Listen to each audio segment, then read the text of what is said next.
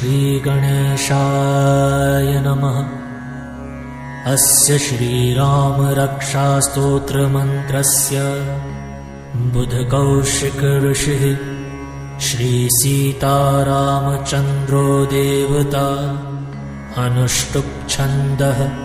सीताशक्तिः श्रीमद्हनुमान् कीलकम् श्रीरामचन्द्रप्रीत्यर्थे जपे विनियोगः। अथ ध्यानम्। ध्यायेदाजानुबाहुं धृतशरधनुषं बद्धपद्मासनस्थं पीतं वासोपसानं नवकमलदल स्पर्धिनेत्रं प्रसन्नं वामाङ्कारूढसीता मुखकमलमिलल्लोचनं नीरदाभं नानालङ्कारदीप्तं दधतमुर्जटां मण्डनं रामचन्द्रम् इति ध्यानम्। चरितं रघुनाथस्य शतकोटिप्रविस्तरम् एकैकमक्षरं पुंसां महापातकनाशनम् ध्यात्वा नीलोत्पलश्यामं रामं राजीवलोचनं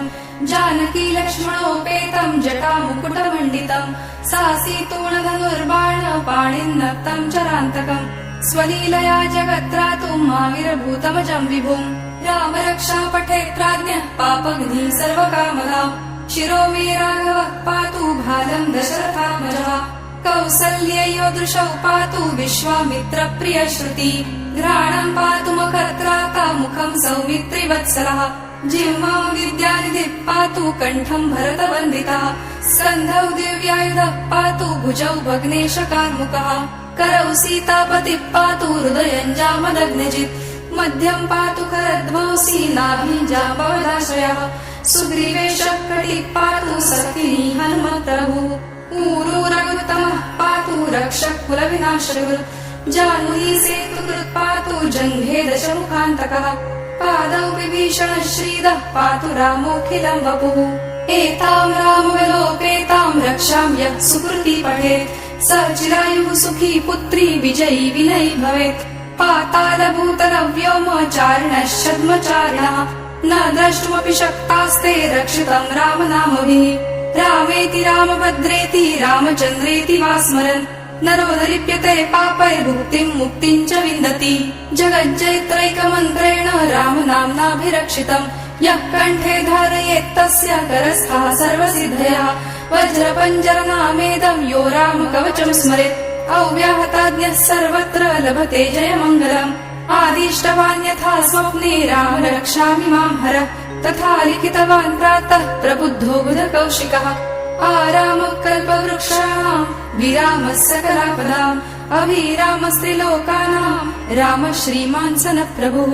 तरुणौ रूपसम्पन्नौ सुकुमारौ महाबलौ पुण्डरीकविशालाक्षौ क्षीरकृष्णाजिनाम्बरौ फलमूलाशिनौ दान्तौ तापसौ ब्रह्मचारिणौ पुत्रौ दशरथस्यैतौ भ्रातरौ रामलक्ष्मणौ शरण्यौ सर्वसत्त्वानां श्रेष्ठौ सर्वधनुष्मताम् रक्षः कुलनिहन्तारौ त्रायेतान्नो रघुत्तमौ आत्तसज्जधनुषा विश्वस्पृशा वक्षयाशुगनिशङ्गसङ्गिनौ रक्षणाय मम राम लक्ष्मणावग्रतः पथि सदैव गच्छताम् सन्नद्धः कवची खड्गी चापबाणधरो युवा गच्छन्मनोरथोऽस्माकं रामः पातु स लक्ष्मणः रामो दाशरथि शूरो लक्ष्मणानुचरो बलि काकुत्स्थः पुरुषः पूर्णः कौसल्येयो रघुत्तमः वेदान्तवेद्यो यज्ञेशः पुराणपुरुषोत्तमः जानकी वल्लभः श्रीमान् प्रमेय पराक्रमः इत्येतानि जपन् नित्यं मद्भक्तः श्रद्धयान्वितः अश्वमेधादिकं पुण्यं सम्प्राप्नोति न संशयः रामं दूर्वादरः श्यामं पद्माक्षं पीतवाससं स्तुवन्ति नामभिर्दिव्येन ते संसारिणो नरः रामं लक्ष्मणपूर्वजं रघुवरं सीतापतिं सुन्दरं काकुत्स्थं करुणार्णवं गुणनिधिं विप्रप्रियं धार्मिकं राजेन्द्रं सत्यसन्धं दशरथतनयं श्यामलं शान्तमूर्तिं वन्दे लोकाभिरामं रघुकुलतिलकं राघवं रावणारिं रामाय रामभद्राय रामचन्द्राय वेधसे रघुनाथाय नाथाय सीतायाः पतये नमः। श्रीराम राम रघुनन्दन राम राम श्रीराम राम भरताग्रज राम राम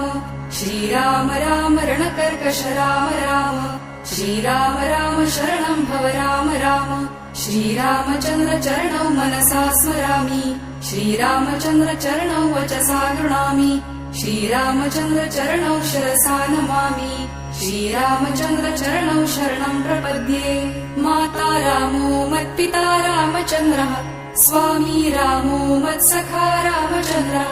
सर्वस्वं मे रामचन्द्रोदयादुर्नान्यं जाने नैव जाने न जाने दक्षिणे लक्ष्मणो यस्य वामे तु जनकात्मजा पुरतो मारुतिर्यस्य तं वन्दे रघुनन्दनम् लोकाभिरामं रणरङ्गधीरं राजीवनेत्रं रघुवंशनाथं कारुण्यरूपं करुणाकरन्तं श्रीरामचन्द्रं शरणं प्रपद्ये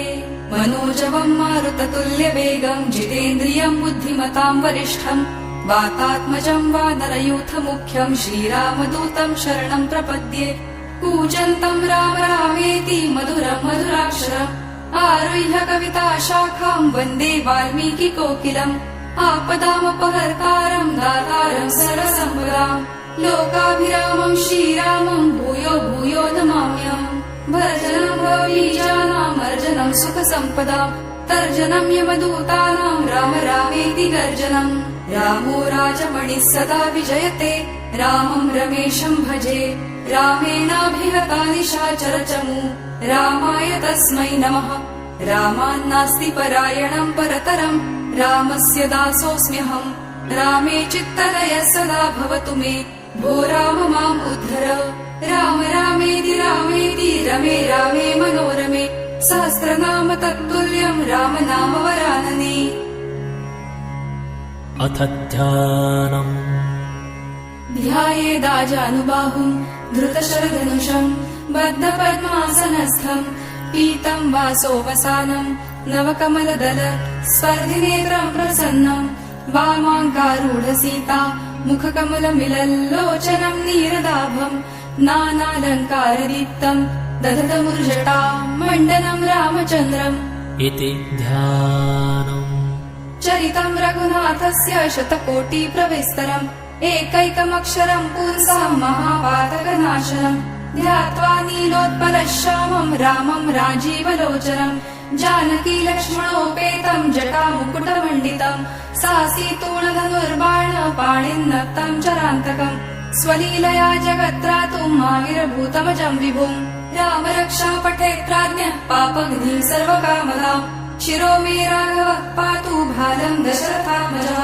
कौसल्ययोदृशौ पातु विश्वामित्रप्रियश्रुति घ्राणं पातु मखत्राता मुखं सौमित्रिवत्सलः जिह्वां विद्यानिधिः पातु कण्ठं भरतवन्दितः स्कन्धौ दिव्यायुधः पातु भुजौ भग्नेशकार्मुकः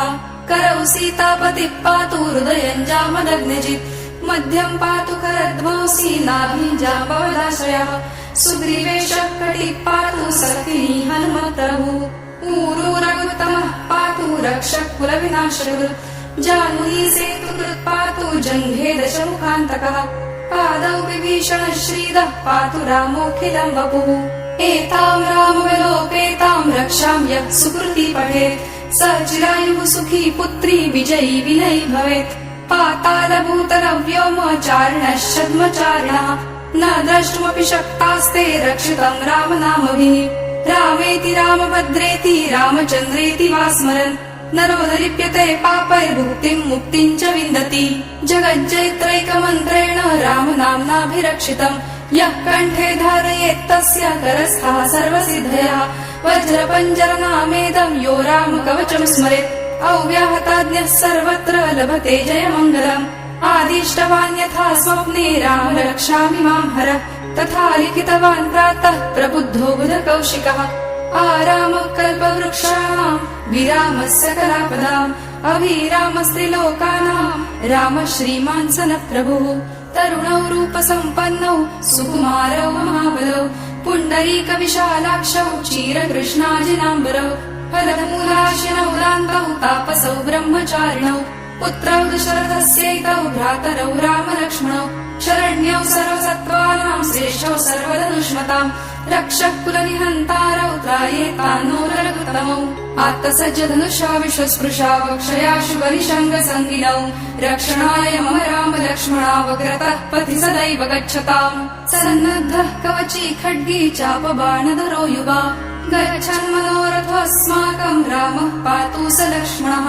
रामो दाशरथी शूरो लक्ष्मणानुचरो बली काकुत्स्थः पुरुषः पूर्णः कौसल्येयो रघुत्तमः वेदान्तवेद्यो यज्ञेशः पुराणपुरुषोत्तमः जानकी वल्लभः श्रीमान् प्रमेय पराक्रमः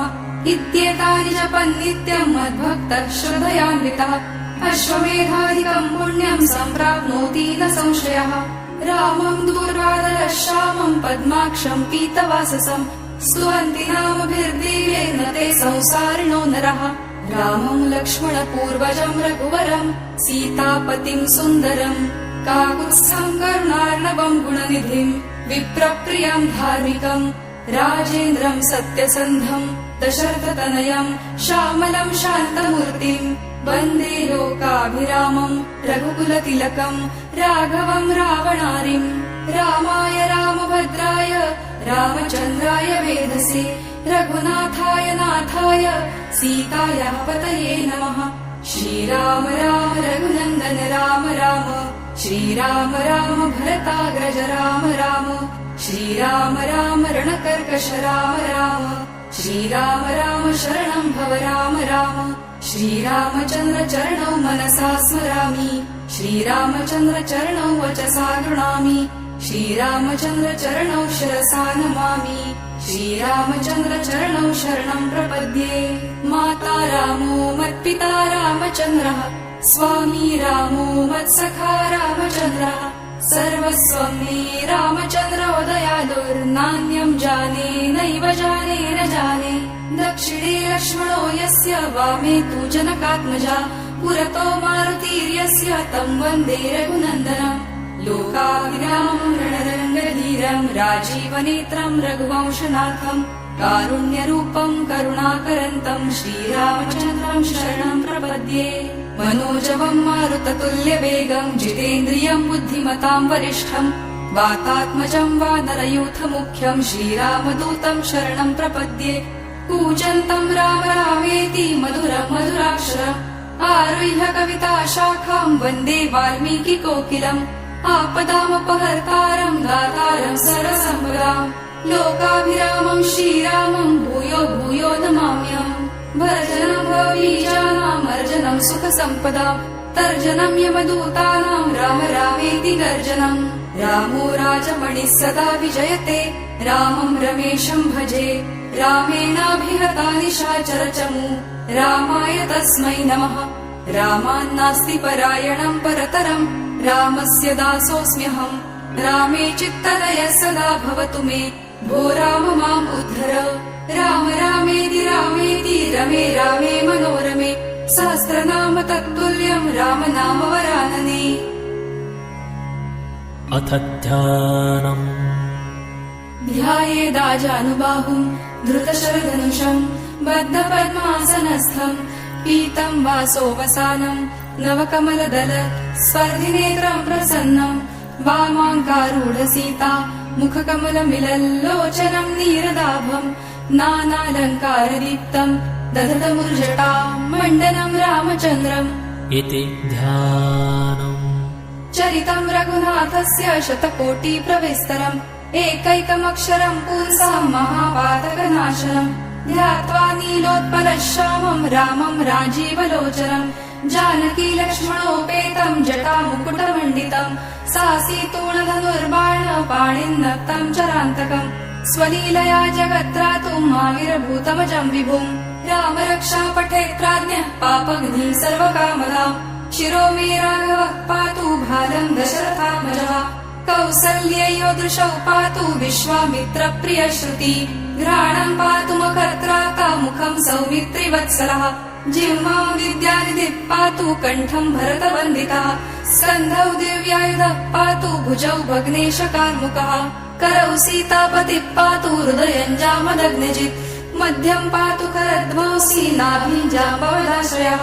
सुग्रीवेशः कटिः पातु सतिनी हनुमत्प्रभुः ऊरू रघुत्तमः पातु रक्षः कुलविनाशकृत् जानुही सेतुकृत् पातु जङ्घे दशमुखान्तकः पादौ विभीषणः श्रीदः पातु रामोऽखिलं वपुः एतां रामविलोपेतां रक्षां यः सुकृती पठेत् स चिरायुः सुखी पुत्री विजयी विनयी भवेत् पातालभूतलव्योमचारिणश्छद्मचारिणः न द्रष्टुमपि शक्तास्ते रक्षितं रामनामभिः रामेति रामभद्रेति रामचन्द्रेति वा स्मरन् नरो न लिप्यते पापैर्भुक्तिं मुक्तिं च विन्दति जगज्जैत्रैकमन्त्रेण रामनाम्नाभिरक्षितम् यः कण्ठे धारयेत्तस्य करस्थः सर्वसिद्धयः वज्रपञ्जरनामेदं यो रामकवचं स्मरेत् अव्याहताज्ञः सर्वत्र लभते जयमङ्गलम् आदिष्टवान् यथा स्वप्ने राम रक्षामि मां हरः तथा लिखितवान् प्रातः प्रबुद्धो बुधकौशिकः आरामः कल्पवृक्षाणाम् विरामः सकलापदाम् अभिरामस्त्रिलोकानाम् रामः श्रीमान् सनः प्रभुः तरुणौ रूपसम्पन्नौ सुकुमारौ महाबलौ पुण्डरीकविशालाक्षौ क्षीरकृष्णाजिनाम्बरौ फलमूलाशिनौ दान्तौ तापसौ ब्रह्मचारिणौ पुत्रौ दशरथस्यैतौ भ्रातरौ रामलक्ष्मणौ शरण्यौ सर्वसत्त्वानां श्रेष्ठौ सर्वधनुष्मताम् रक्षः कुलनिहन्तारौ त्रायेतान्नो रघुत्तमौ आत्तसज्जधनुषा विश्वस्पृशा वक्षयाशु बलिशङ्गसङ्गिनौ रक्षणाय मम राम लक्ष्मणावग्रतः पथि सदैव गच्छताम् सन्नद्धः कवची खड्गी चापबाणधरो युवा गच्छन् मनोरथोऽस्माकम् रामः पातु स लक्ष्मणः रामो दाशरथी शूरो लक्ष्मणानुचरो बली काकुत्स्थः पुरुषः पूर्णः कौसल्येयो रघुत्तमः वेदान्तवेद्यो यज्ञेशः पुराणपुरुषोत्तमः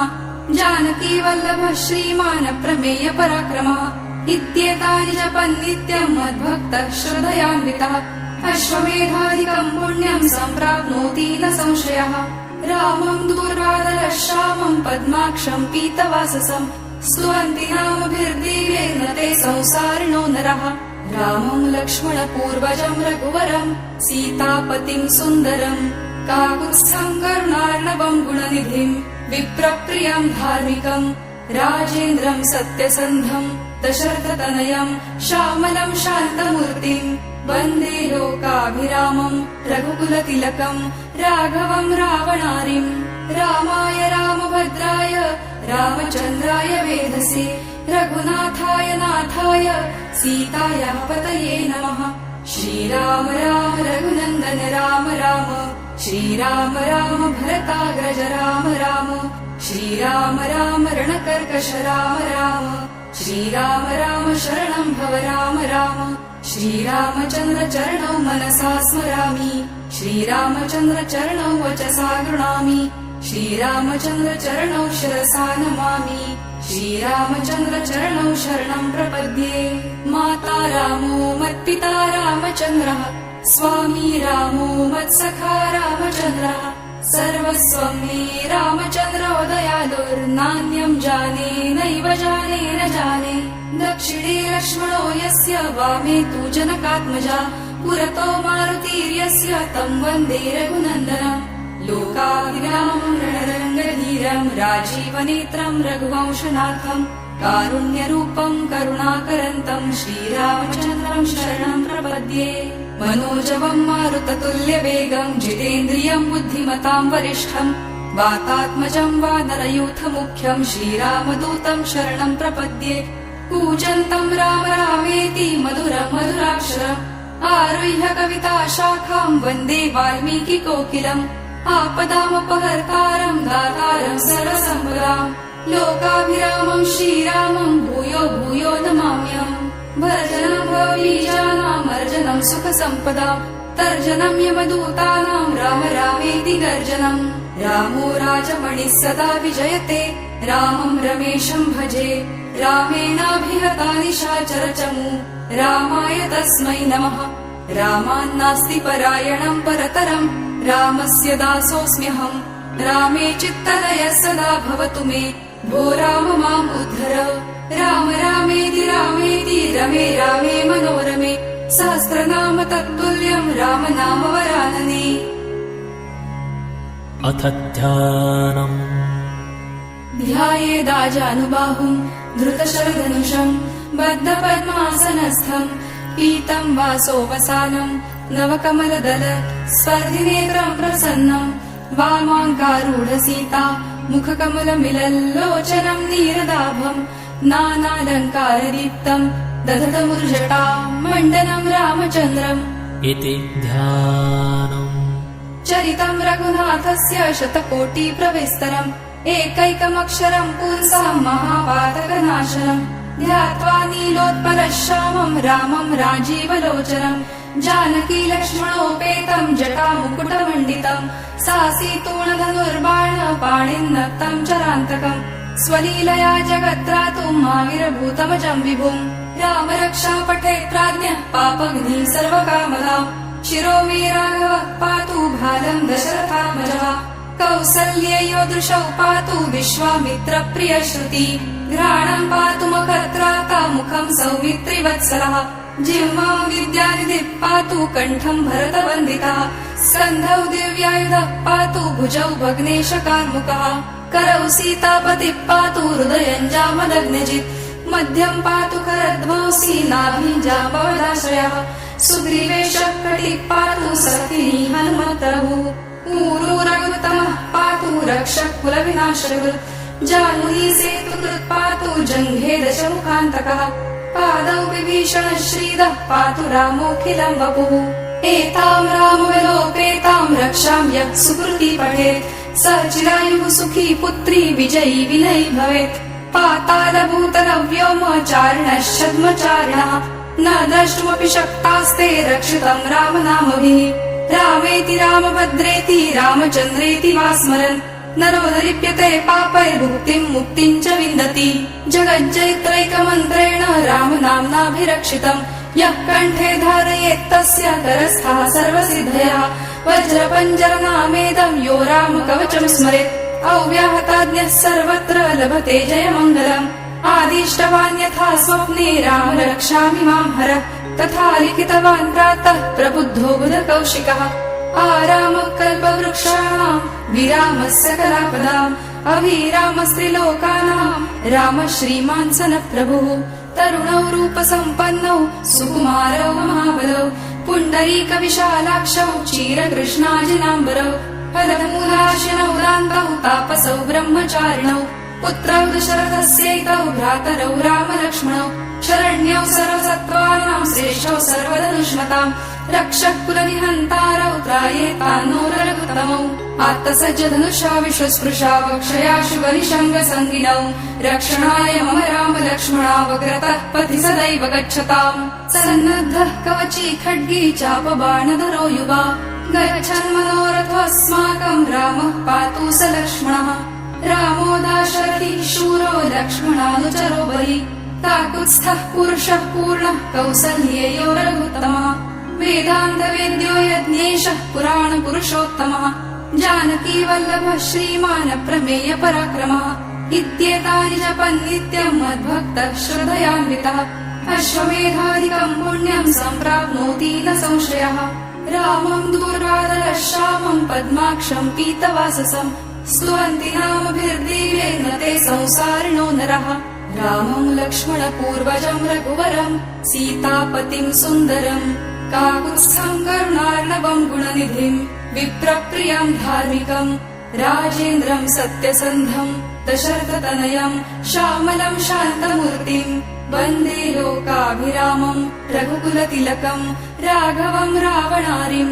रामाय रामभद्राय रामचन्द्राय वेधसे रघुनाथाय नाथाय सीतायाः पतये नमः।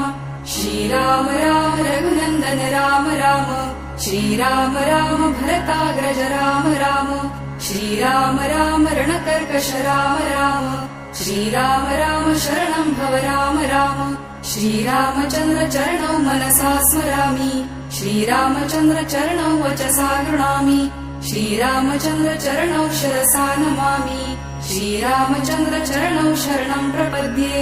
माता रामो मत्पिता रामचन्द्रः स्वामी रामो मत्सखा रामचन्द्रः सर्वस्वं मे रामचन्द्रो दयालुर्नान्यं जाने नैव जाने न जाने दक्षिणे लक्ष्मणो यस्य वामे तु जनकात्मजा पुरतो मारुतिर्यस्य तं वन्दे रघुनन्दनम् लोकाभिरामं रणरङ्गधीरं राजीवनेत्रं रघुवंशनाथं कारुण्यरूपं करुणाकरन्तं श्रीरामचन्द्रं शरणं प्रपद्ये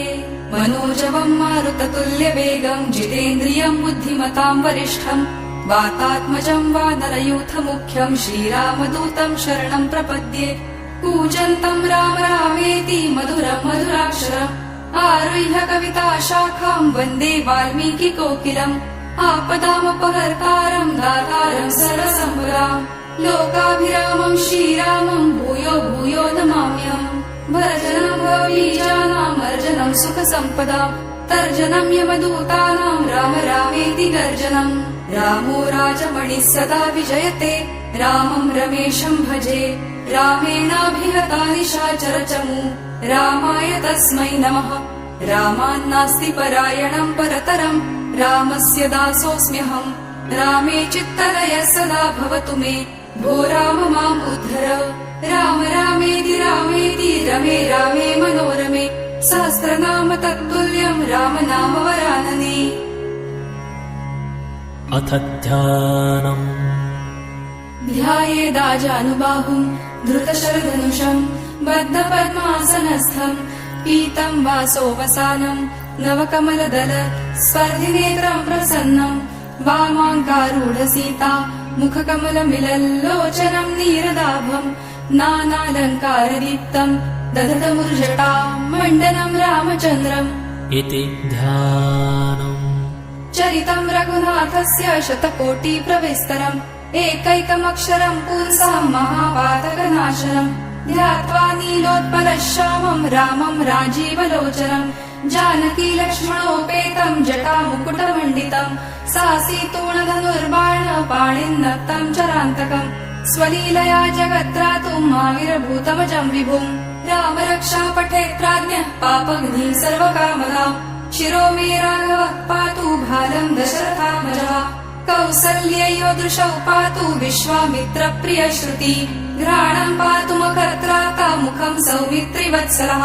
जिह्वां विद्यानिधिः पातु कण्ठं भरतवन्दितः स्कन्धौ दिव्यायुधः पातु भुजौ भग्नेशकार्मुकः करौ सीतापतिः पातु हृदयं जामदग्निजित् मध्यं पातु करध्वंसी नाभिं जाम्बवदाश्रयः सुग्रीवेशः कटिः पातु सखिनी हनुमत्प्रभुः ऊरू रघुत्तमः पातु रक्षः कुलविनाशकृत् जाह्नवी सेतुकृत् पातु जङ्घे दशमुखान्तकः पादौ विभीषणः श्रीदः पातु रामोऽखिलं वपुः एतां रामविलोपेतां रक्षाम्यः सुकृती पठेत् स चिरायुः सुखी पुत्री विजयी विनयी भवेत् पातालभूतलव्योमचारिणः छद्मचारिणः न द्रष्टुमपि शक्तास्ते रक्षितं रामनामभिः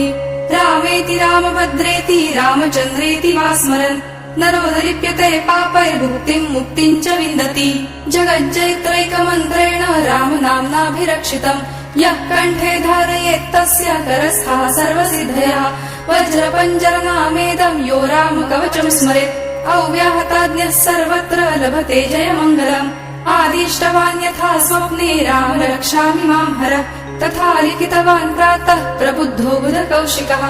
आरामः कल्पवृक्षाणां विरामः सकलापदाम् अभिरामस्त्रिलोकानां रामः श्रीमान् सनः प्रभुः